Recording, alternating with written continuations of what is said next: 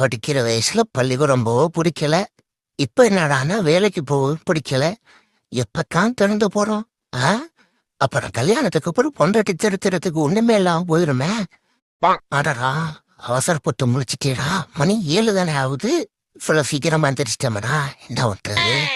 ஆ, வாசம் வேற முக்க தொலைக்குது. எங்க அம்மா வேற ஏதோ தாளிக்குது.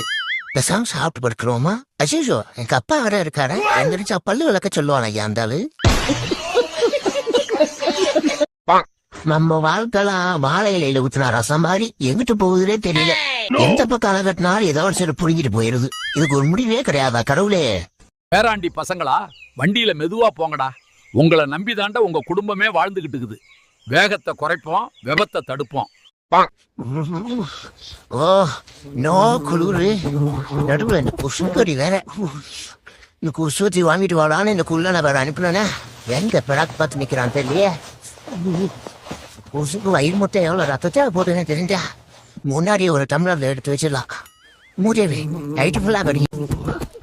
நாட்டுல எவ்வளோ உயிரினும் அழியுது. இதுக்கு ஒரு கேள்வி வர மாட்டேங்குது. குருவி அழிக்க முடிஞ்ச இடத்துனால கொசுவை படிக்க முடியல. ஐயோ, எதுக்குடா வயசுக்கு வந்த பிள்ளை கிட்ட சுத்தி வர மாதிரி என்னையே சுத்தி வரீங்க? பள்ளி கிட்ட மாட்டி செத்துற போறீங்கடா. போங்கடா விட்டு. நீங்க கிடைக்கத்தான் என் ஆத்தா அப்பா என்ன பெற்று விட்டுட்டாங்களா? ஒன்னு சொல்ற, நல்லா கேட்டுவாங்க. நாம கஷ்டத்துல இருக்கிறப்போ அவன் பணம் தருவான் இவன் பணம் தருவான்னு யாரையும் நம்பாதீங்க.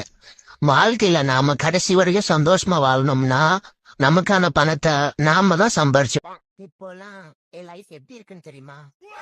நின்னா கால் வலிக்குது, உட்கார்ந்தா முதுகு வலிக்குது, படுத்தா மனசு வலிக்குது. இப்பெல்லாம் யோசாவே தலைதான் வலிக்கு.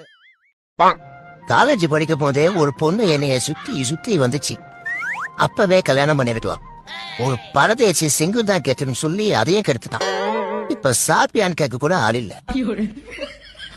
இதுல சின்ன வயசுல தலையில ரெட்ட துளி இருந்தா 2 பொண்டாட்டின்னு நினைச்சிட்டு இருந்தோம்.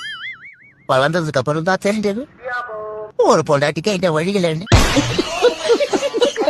அச்சோ, வீட்டுக்கு வேற சொந்தக்காரங்கெல்லாம் வந்திருக்காங்களே. இப்பைக்கு போக மாட்டாங்களே. தப்பு தெருவுக்குள்ள போனா என்ன வேலை பாக்குற, எவ்வளவு சம்பளம், எப்ப செட்டில், அப்புறம் லொட்டு லொசுக்குன்னு கேட்டு உசுர வாங்குவாங்க. இன்னைக்குன்னு பார்த்து கறிக்குளம் வேற ஆக்கியிருக்காங்க. சாப்பிட முடியாது போல. நல்லா தெரிஞ்சுக்கோங்க, நம்ம பிறந்த தேதி நமக்கு தெரியும். ஆனா நம்ம போற தேதி நமக்கு தெரியுமா? தெரியாது. அதனால நம்ம அதிகமா யார்கிட்டையும் கோவப்படாம, ஆலோசனை ஆடாம, யாரு வாழ்க்கையும் கெடுக்காம, நம்ம உண்டு நம்ம வேலை உண்டுன்னு சந்தோஷமா மத்தவங்க கூட அன்பா அக்கறையா இருந்துகிட்டே ஜாலியா வாழ்ந்துட்டு போயிடுங்க.